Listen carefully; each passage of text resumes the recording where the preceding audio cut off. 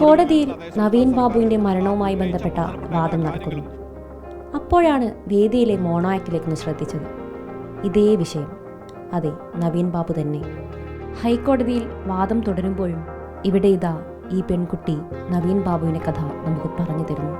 1000 കുറ്റവാളികൾ രക്ഷപ്പെട്ടാലും ഒരു നിരപരാധിയും ശിക്ഷിക്കപ്പെടുന്നത് നീതിന്യായ വ്യവസ്ഥയെ മുൻകൂട്ടി അഭിമാനശേഷി നഷ്ടപ്പെടാത്ത ദിവ്യാത്മാക്കളുടെ മനസാക്ഷി കോടതിയിൽ ഒരു സ്മാർത്ത വിചാരം. ഇന്നത്തെ അതേ ദിവസം തന്നെ ഈ വിഷയം അവതരിപ്പിക്കാൻ കഴിഞ്ഞതിലുള്ള സന്തോഷത്തിലാണ് നിവേദ്യയും അധ്യാപകനായ കലാഭവൻ നൗഷാദും. ഇന്ന് തന്നെ ആ ഒരു വിഷയം ഈ ദിവസം തന്നെ ചെയ്യാൻ കഴിഞ്ഞാൽ ഒരുപാട് സന്തോഷം ഉണ്ട്. സാറ് പെട്ടെന്നൊരു ദിവസം വിളിച്ചിട്ട് പറഞ്ഞു, നമുക്ക് ഇനി നവീൻ ബാബുവിനെ കുറിച്ചൊന്നും ചെയ്താലോ.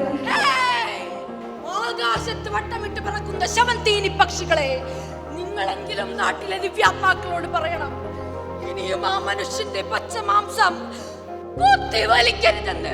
എനിക്കൊരു രാഷ്ട്രീയമുണ്ട്, ഐ ഹാവ് എ എന്ന് പറയുന്ന പോലെ ഞാനൊരു രാഷ്ട്രീയ കാഴ്ചപ്പാടുണ്ട്.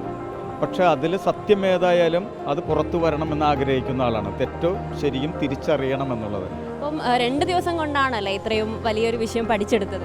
ജില്ലയ്ക്ക് ശേഷമാണ് ഞാൻ ഇത് ചെയ്യുന്നത്. അപ്പം അതിൻ്റെ ഒരു കൺഫ്യൂഷൻ ഉണ്ടായിരുന്നു. പക്ഷെ എന്നെ കൊണ്ട് മാക്സിമം പറ്റുന്ന രീതിയിൽ ഞാൻ ചെയ്തിട്ടുണ്ട്. സാറ് എനിക്ക് പറഞ്ഞതെല്ലാം ഞാൻ ക്ലിയർ ആയിട്ട് ചെയ്തിട്ടുണ്ട് തന്നെയാണ് എൻ്റെ വിശ്വാസം. മോണോ ആക്ട് എന്ന് പറയുന്നത് ഭാവാഭിനയത്തോടൊപ്പം തന്നെ സമകാലിക വിഷയം കൂടി ചേരുമ്പോഴേ അത് ആ രീതിയിൽ നമുക്ക് അവതരിപ്പിക്കാൻ സാധിക്കുകയുള്ളൂ. എന്നാൽ ഇന്ന് ഇത്രത്തോളം അനുയോജ്യമായ ഒരു സമകാലിക വിഷയം മറ്റൊരു മോണോ ആക്ടിന് കിട്ടിയിട്ടില്ല എന്ന് തന്നെ നമുക്ക് പറയാം.